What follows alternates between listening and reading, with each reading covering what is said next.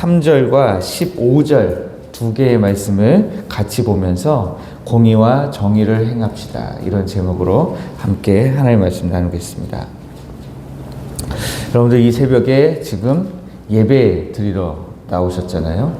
하나님을 기쁘시게 하는 예배를 드리고 또 하나님 앞에 기도하기 위해서 이 자리에 나오셨습니다. 예배와 기도를 통해서 하나님께 영광 돌리기를 원하시죠. 이것은 성도에게 예배를 드리는 것은 성도에게 가장 귀하고 복된 일입니다. 그런데 오늘 3절 말씀을 보니까 공의와 정의를 행하는 것이 제사 드리는 것보다, 예배를 드리는 것보다 여호와께서 기뻐하신다, 이렇게 말씀하고 있습니다. 그러니까 예배를 드리는 것보다 더 중요하고 더 기뻐하시는 것이 있더라 하는 것입니다. 하나님은 우리가 드리는 이 예배보다 우리가 우리의 삶의 현장에서 예배, 공의와 정의를 실천하는 그런 우리의 예배를 더 가치 있게 선택하신다라고 지금 선언하고 있는 겁니다. 여기에 더 기쁘게 여기시느니라 그랬잖아요. 기쁘게 여기시느니라. 이것은 하나님이 선택하신다라고 하는 히브리어 단어를 쓰고 있습니다.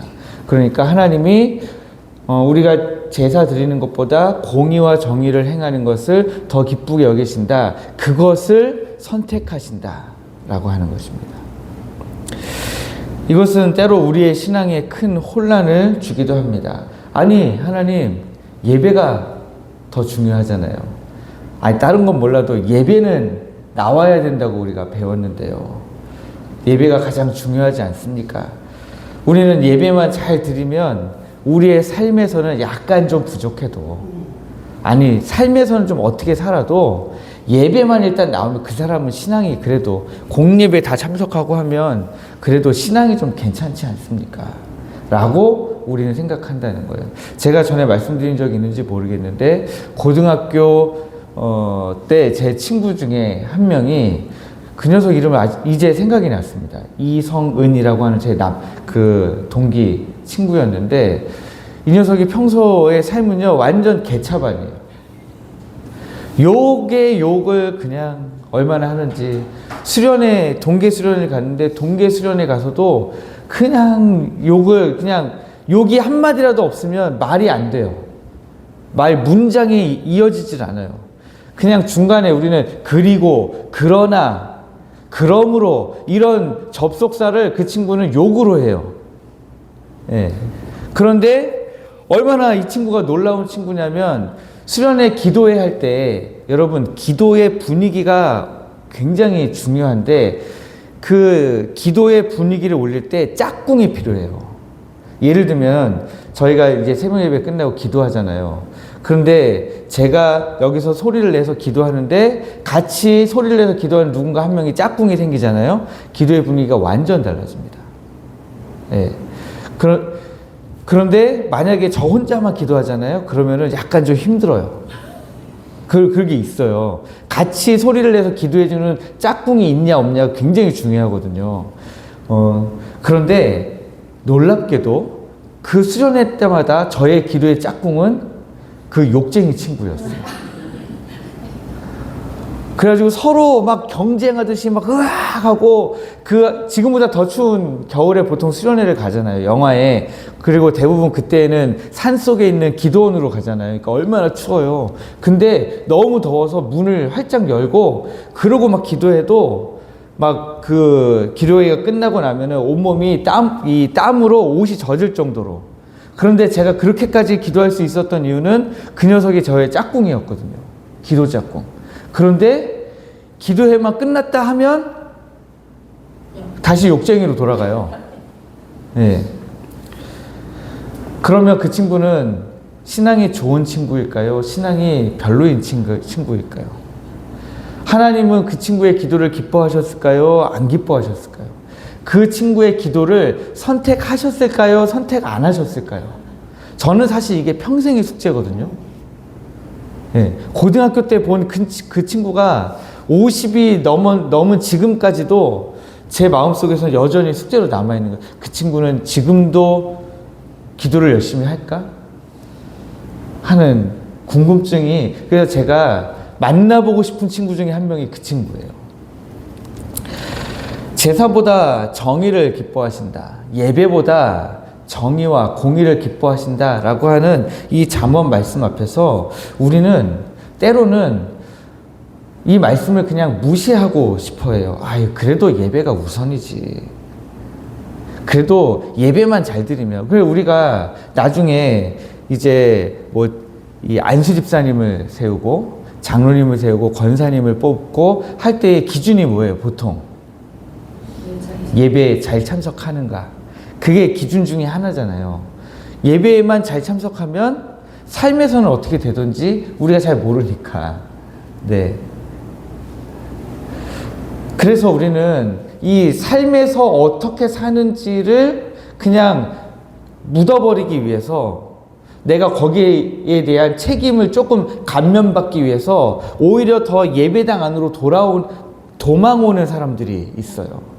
예배는 잘 드리는 거죠. 예배를 드릴 때 말씀도 열심히 듣고 기도도 하고, 그런데 삶으로 돌아가면 삶은 엉망이에요.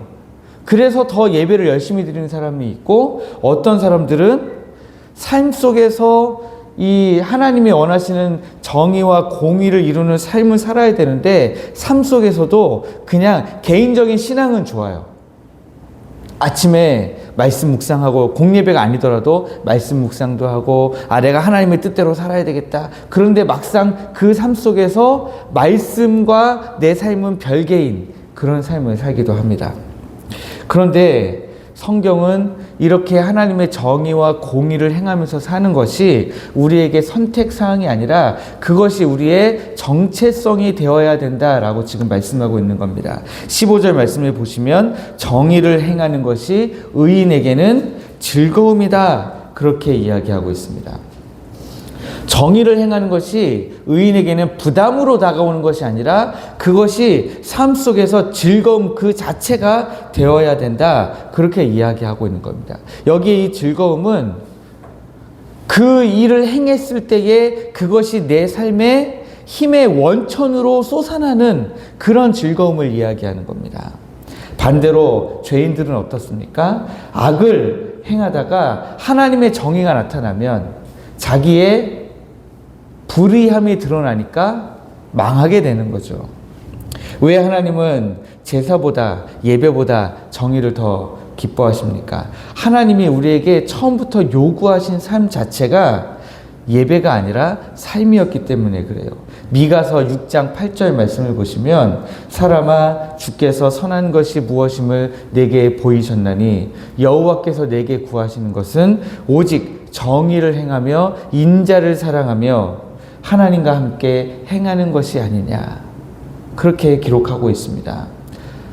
이스라엘이 그 어지러운 시대를 살고 하나님을 멀리 떠났다가 하나님이 다시 미가 선지자를 통해서 돌아오라 돌아오라 돌아오라 말씀하실 때에, 그때에 하셨던 말씀은 예배를 다시 열심히 드려라, 다시 열심히 기도해라, 그것이 아니라 오직 정의를 행하며 인자를 행하라 라고 하는 것이었습니다.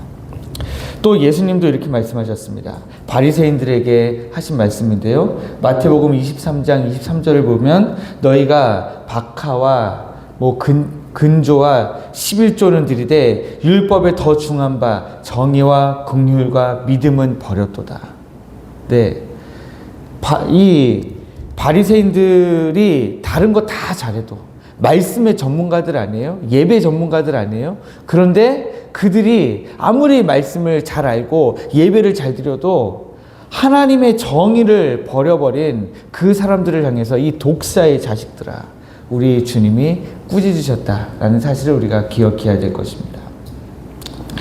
또 제사는 하나님과의 관계를 회복하는 자리였습니다. 오늘 우리 예배도 그 기본적인 목적이 똑같아요. 하나님과의 관계를 회복하는 거예요. 그런데 하나님과의 관계를 여기서 하나님의 말씀을 들으면서 마음에 결단하면서 새로운 소망을 품으면서 기도하면서 하나님과의 관계가 회복됐는데, 하나님과의 관계가 회복됐다는 것을 우리가 어떻게 나타냅니까? 우리의 삶에서 정의와 공의를 행하는 것으로 하나님과의 관계가 회복된 것이 나타나는 것이죠. 주일날 작은 음악회 끝나고 4시간 운전해가지고 저 충남의 홍천에 다녀왔어요. 홍천에 내포 사랑의 교회라는 곳에 가서 도착하니까 밤 10시더라고요.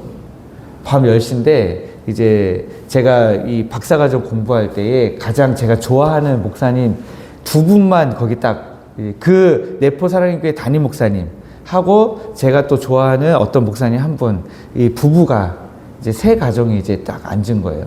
밤 10시에. 그 밤 10시에 앉아가지고 이제 이야기를 하는데 시간 가는 줄 모르겠는 거예요.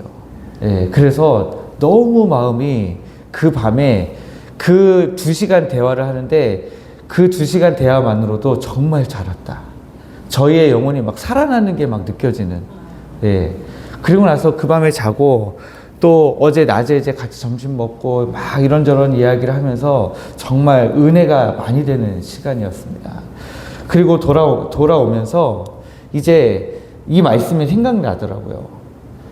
그 먼 길을 가가지고 먼 길을 돌아오는 그 사이에 저와 제 아내의 영혼이 많이 회복되고 정말 너무 기쁨을 이제 경험했는데, 그리고 나서 이 회복된 것들이 이제 목회에서 또 어떻게 나타내야 될까, 이런 고민들을 하게 되는 거예요. 이제 여기서 이제 그 목사님들은 다 이제 목회를 오래 하신 분들이니까, 담임 목회만 벌써 다 뭐 15년 이상씩 하신 분들이니까 그분들 만나서 얘기 나누면서 이런저런 얘기를 들으면서 배웠던 거, 저는 이제 배우는 입장이잖아요. 배우면서 이제 다시 여기서 우리 교회에서 어떻게 목회 현장에서 이것들을 구현해낼까 고민하면서 왔는데, 우리의 삶도 마찬가지라는 거예요. 내가 하나님과의 관계가 회복되면 이 회복된 관계를 기본으로 해서 내가 내 삶을 어떻게 살아갈 것인가에 대한 고민이 되어야 되는데, 고민을 제가 추천드리는 거는 고민을 너무 짧게 끝내시면 안 되는 거예요. 고민을 길게 하셔야 됩니다.